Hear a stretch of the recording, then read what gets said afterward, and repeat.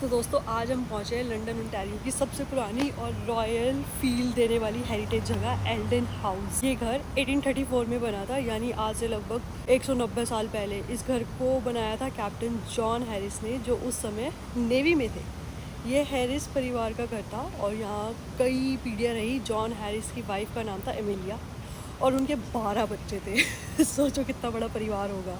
बाद में उनका बेटा जॉर्ज हैरिस और बहू लूसी ने घर को संभाला। लूसी इंग्लैंड से थी और बहुत अमीर फैमिली से थी। उन्होंने घर के गार्डन, फर्नीचर और डिज़ाइन में काफ़ी चीज़ें जोड़ी, जो कि मुझे भी शौक़ है। फिर उनके बेटे जॉर्ज हेनरी हैरिस, जो इंजीनियर थे, वो अलग अलग देश में गए और वहाँ से बहुत सारी इंटरेस्टिंग चीज़ें लेकर आए, जैसे अफ्रीका से पुराने हथियार और आर्टिफैक्ट्स। घर की आखिरी मेंबर थी मिली हैरिस, जो 1959 तक यहाँ रही और फिर इस पूरे घर को लंदन सिटी को डोनेट कर दिया ताकि आम लोग भी इसे देख सके, जैसे कि आज मैं आई हूँ देखने। थैंक्स टू हर आज एल्डन हाउस एक म्यूज़ियम है और सबसे अच्छी बात यह है कि यहाँ आना फ्री है। अगर दिल से अच्छा लगे तो आप डोनेशन दे सकते हो, $5 $10, बट इट्स टोटली ऑप्शनल। यहाँ के कमरे, फर्नीचर, दीवारों पर लगी पेंटिंग्स और पुराने ज़माने की किचन, सब कुछ वैसा ही रखा गया है। नथिंग इज़ चेंज, जैसा 1800 में था। और बाहर का गार्डन, उफ, जहाँ मैं भी खड़े होकर वीडियो बना रही हूँ, एकदम पीसफुल है और इंस्टाग्राम वर्दी वाइब है। अगर आप भी लंदन में से हो, कुछ रॉयल पुरानी जगहों पे देखना चाहते हो तो एल्डन हाउस ज़रूर जाना गाइस। और हाँ, ऐसा भी कहा जाता है कि ये जगह थोड़ी सी हॉन्टेड है, लेकिन डरने की कोई ज़रूरत नहीं है। चलो अब अंदर चलते हैं और दिखाते हैं आपको एल्डन हाउस के रॉयल वाइब्स। जब मैं आई थी, मैं यहाँ से आई थी, यहाँ पे मैंने देखा ये Elden house heritage sit and garden. Wow, pretty pretty pretty, very pretty. It's all greenery here. और थोड़ी ज़्यादा आगे नहीं जाऊँगी क्योंकि पता नहीं क्या है भाई, थोड़ा हाई टाइप्स है, ठीक है। एंड ये इन्होंने लिटिल सा क्यूट सा बनाया हुआ है एरिया, वेरी प्रिटी। देखो ज़्यादा हिस्ट्री मुझे इसकी पता नहीं है, बस मैं भी आप लोगों की तरह नहीं हूँ, बट जितना जैसा दिख रहा है दिखा रही हूँ। Look at the greenery and everything. वहाँ पे चेयर्स एंड टेबल्स रखे हैं, लिटिल डेकोर है। Now I will go inside and ask them मैं क्या क्या यहाँ पे देख सकती हूँ, है ना। आपको भी लेके चलती हूँ साथ में। मुझे ना ये बहुत प्यारा लगा, look at this, so welcoming. The little trees, of course, my favorite. I'm so in love with the greenery, you know that, right? There are like little sitting areas where like you can sit and do your little lunch types. This cute little setup, guys. मैं miss कर रही हूँ, मुझे यहाँ पे गोलू को लेके आना चाहिए था, हम यहाँ बैठते साथ में, and so that we can enjoy the view here. It's so pretty. Worth रहा गाइस। देखा मेरी खोज, पूरा ग्रीन है। Look at the area, just check the area, oh my goodness, it's so pretty, so vintage vibe, right? And it's all free, you can just bring your lunch and eat up here. So here, little decor, and there is the thank you for coming board. And now, wow, the sitting area inside as well. Somebody wanna sit here, they can sit here too. I'll go inside from there, we'll see inside what's inside, okay guys। जैसे ही मैं enter करती हूँ, मुझे ये प्यारा सा एक room दिखता है। अभी जो गाइड थे उन्होंने मुझे सब कुछ एक्सप्लेन करा है कैसे क्या है, बट रूल्स है, मैं यहाँ पे कुछ भी फिल्म उनको बोलते हुए फिल्म नहीं कर सकती, बट अगर मुझे व्लॉग करना है मैं खुद के लिए व्लॉग कर सकती हूँ। So and just showing you guys जो भी यहाँ पे चीज़ें, ओके। बट भाई सच्ची बहुत ब्यूटीफुल है, बहुत पुरानी पुरानी चीज़ें यहाँ रखी है। एंड जैसे ही हम आगे जाते हैं, oh god, this is so beautiful. बहुत पुरानी चीज़ें यहाँ पे रखी हुई है। तो यहाँ पे बेसिकली क्या था, एक फैमिली रहती थी 1936 में, आई गेस। अगर मैं ईयर रॉन्ग मेंशन कर रही हूँ तो मैं दोबारा बता दूँगी, मैं साथ साथ बताना चाहती हूँ। Look at this cute thing, and this is a heating system जहाँ से वो फायर जलती है और ठंड से बचते हैं। एज़ यू नो कि कनाडा में बहुत ज़्यादा ठंड होती है। ओह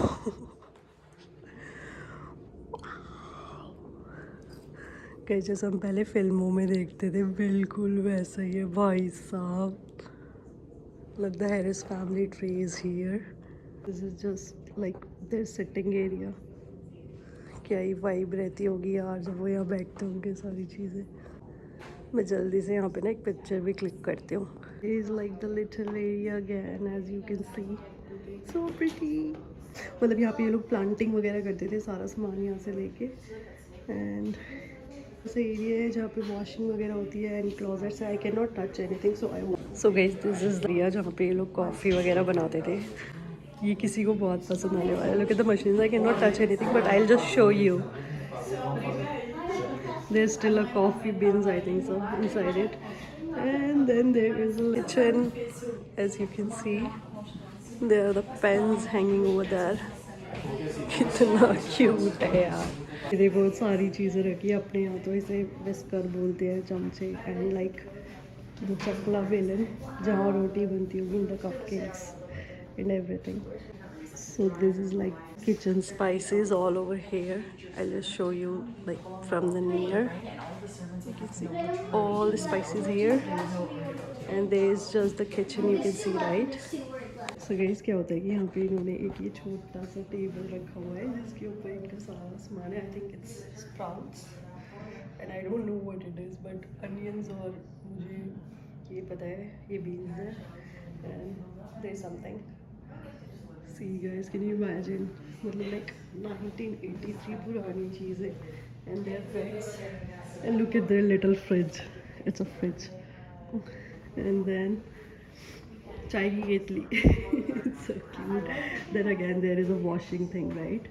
You can wash your hand or your utensil or something. Then अगर हम यहाँ से दोबारा बाहर जाते हैं तो you'll go upstairs, but हम यहाँ से नहीं जा सकते, तो हम दूसरे एरिया से जाएंगे. We go there. There is like little things inside there. You can see, right? I'll zoom. मैं इससे आगे नहीं जा सकती हूँ because you can see कि ये restrict है. But हाँ, जितना वैसे हो पाएगा वह उतना. ये कुछ चीज़ें यहाँ रखी है. Cake and laughs and something. उधर कुछ चीज़ें हैं एंड उधर उस पर बर्तन है और सारी चीज़ें हैं. Look at this area, how cute. And they have explained it as well, guys. I'll click the picture of it, don't worry. Oh, look at the things. That's how it does look. I think kitchen area का ही stuff है. And इस side देखिए तो there is like no exit, thank you for coming. So ये door close रहने वाला है, यहाँ से हम कुछ नहीं कर सकते. Just got a little time to film myself and it is really beautiful place. मुझे सच्ची बहुत अच्छा लग रहा है. No drama, no acting. क्योंकि मुझे ना हिस्टोरिक और विंटेज चीज़ें बहुत ज़्यादा पसंद है, तो I am really loving it. और यहाँ पे थोड़ी लाइटनिंग थी क्योंकि बाहर से लाइटनिंग आ रही थी, तो मैंने सोचा खुद को भी रिकॉर्ड कर लेते हैं. थोड़ा सा इतनी सुंदर जगह पे खुद की भी छोटी सी वीडियो तो होनी चाहिए ना. यहाँ पे से ये वो एरिया है जो मैंने फिल्म करा है. So I will show you. So somebody just came from here. तब मैंने वीडियो रोक दी थी बिकॉज आपके साइड में कोई खड़ा है तो आप उसकी भी वीडियो नहीं बना सकते हैं. एंड अभी मैं इस एरिया की पिक्चर क्लिक करती हूँ. और there was the kitchen area which I was showing to you guys. बहुत ध्यान से केयरफुली सब कुछ करना. Look at this guys, the staff here is so good. They are still like asking again and again, do you have any question? So guys, अब हम आ गए हैं ब्लैक होल में. ये हिस्सा घर के पीछे की तरफ है और यहाँ पर बहुत सारी यादें और ट्रैवल से लाई हुई चीज़ें रखी गई है. दीवारों पर आपको कुछ जानवरों के सिर दिखेंगे. ये सब रोनाल्ड हैरिस ने शूट किए थे और साउथ अफ्रीका में माइनिंग इंजीनियर थे. रोनाल्ड, जॉर्ज और लूसी के 3 बच्चों में से एक थे. ज़्यादातर जानवरों को खाने के लिए मारा गया था, कोई ट्रॉफी के लिए नहीं. सैड. यहाँ एक लॉयनेस की खोपड़ी भी रखी है जिसने गाइड को मार दिया था, वो भी एक एक्सपीडिशन के दौरान. नीचे आपको एक एलिफेंट के पैर से बनी वॉकिंग स्टिक होल्डर दिखेगी और पास ही रखी हैं क्यूरियो कैबिनेट जिसमें रोनाल्ड हैरिस ने दुनिया भर से लाकर छोटी छोटी चीज़ें रखी थी. यहाँ पे एक अलमारी के ऊपर आपको जापानीज स्ट्रिप्स दिखेंगे जो सैमुराई क्लास के घुड़सवार इस्तेमाल करते थे. और साथ में वर्ल्ड वॉर 1 के ब्रास शेल केसेस भी रखे हुए हैं.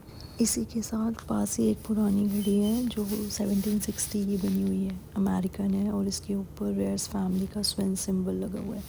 किचन के दरवाजे के ऊपर आपको एक बड़ी सी मछली दिखेगी. ये है टारपन जो रोनाल्ड की बहन मिली ने गल्फ ऑफ मैक्सिको में. और इतना ही नहीं, ये जो आप देख रहे हो 1880 में घर में स्टीम हीटर लगवाया गया था। उस समय ये बहुत बड़ी बात मानी जाती थी। अब आते हैं घर का डाइनिंग रूम, यानी जहाँ पर पूरा परिवार मिलके खाना खाता था। ड्राइंग रूम बनने से पहले ये घर का सबसे बड़ा कमरा हुआ करता था। जब खाना सर्व करते थे तब टेबल पे डेमास्क कपड़ा बिछाया जाता था, और जब खाना नहीं होता था तब एक मोटा टेक्सचरी कपड़ा टेबल को धूल से बचाने के लिए डाला जाता था। इस कमरे में जो छोटी सी हाई चेयर रखी है उसे हैरिस परिवार के छोटे बच्चों ने कई पीढ़ियों तक यूज़ किया था। खिड़की के पास जो कॉपर की चाय वाली अर्न रखी है वो 1820 की है। उस अर्न में अंदर एक गर्म लोहे का टुकड़ा डाला जाता था ताकि पानी गर्म रहे और चाय बनती रहे। पर जो ऑयल पेंटिंग्स और मिनिएचर पोर्ट्रेट्स आप देख रहे हैं वो लूसी रोनाल्ड के परिवार के लोग हैं। लूसी ने 1867 में जॉर्ज हैरिस से शादी की थी।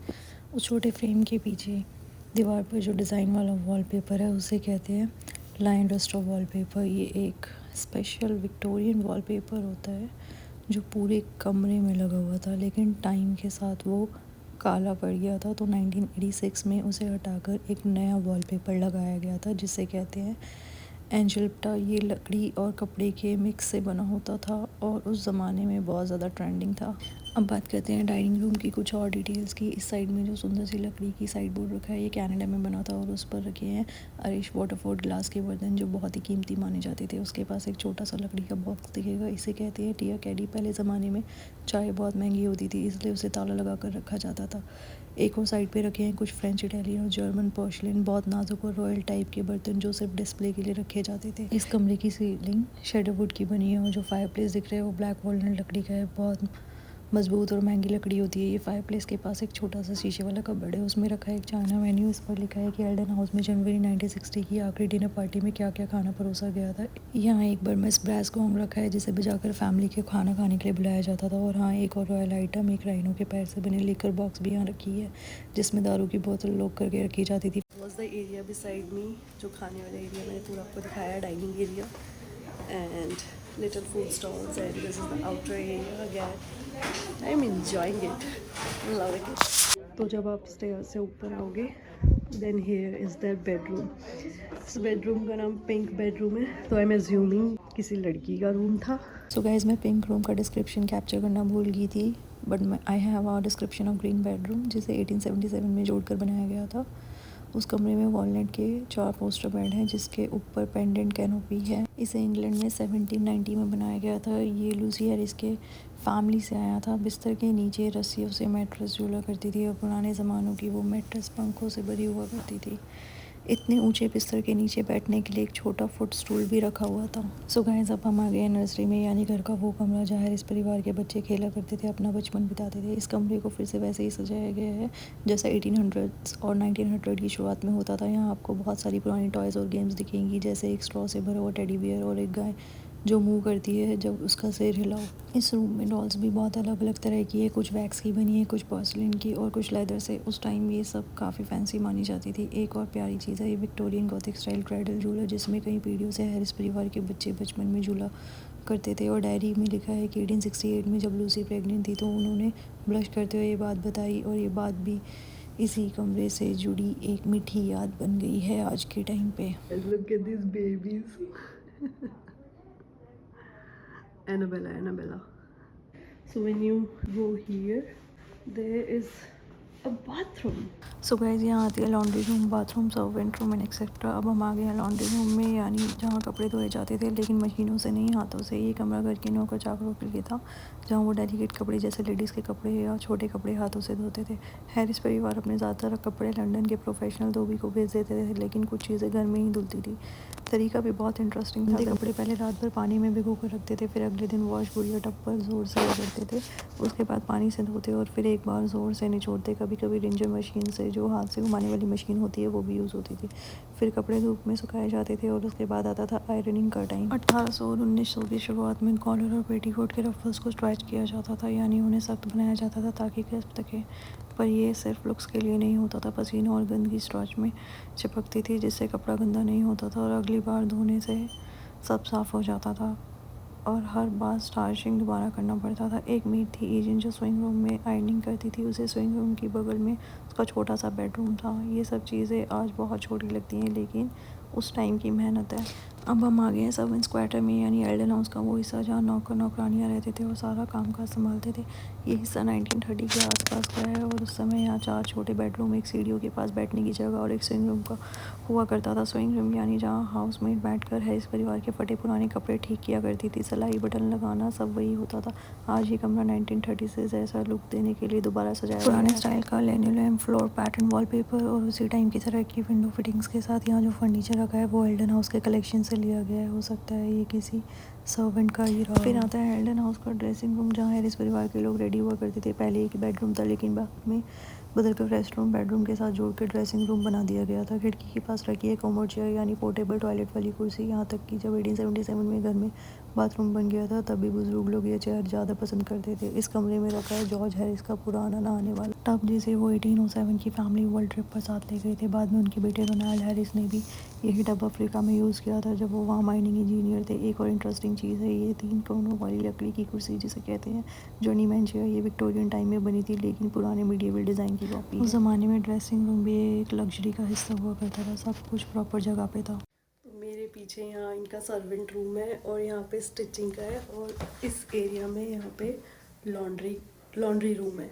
तो मैं भी आपको सब कुछ बारी बारी दिखाती हूँ। एंड हियर इज़ मी, मेरा तो मन ही नहीं कर रहा कि मैं यहाँ से जाऊँ। सो ब्यूटीफुल यार, सच्ची वर्थ रहा है यहाँ आना। स्टोरी भी इनकी बहुत सही है। यहाँ पे पूरी फैमिली थी जिसमें हस्बैंड वाइफ और उनके 10 बच्चे थे।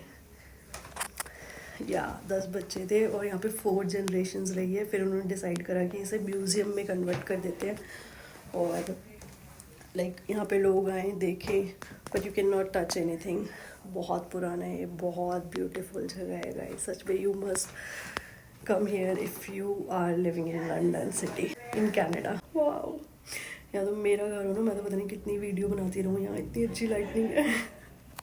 Yeah, I was right guys, this is their dressing room, right, where they can get ready easily. There are some books which they can read and there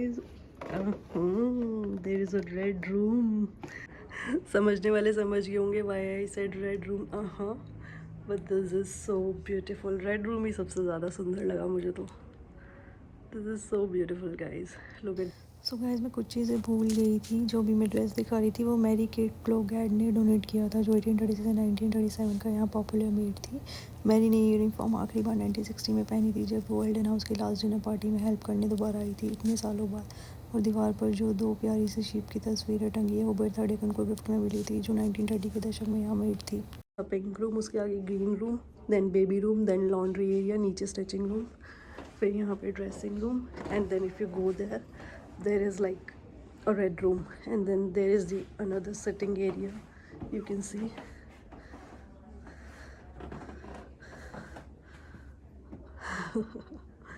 It's so crazy.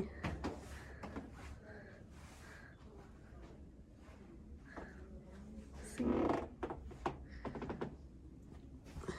बहुत पुराना है तो मैं चल भी रही हूँ ना, ये साउंड्स आ रही है नीचे पैरों में से। पूरा कैबिन हाउस है ना ये। And then there is a blue room. Blue room भी pretty है यार. It's very pretty. Look at the bed.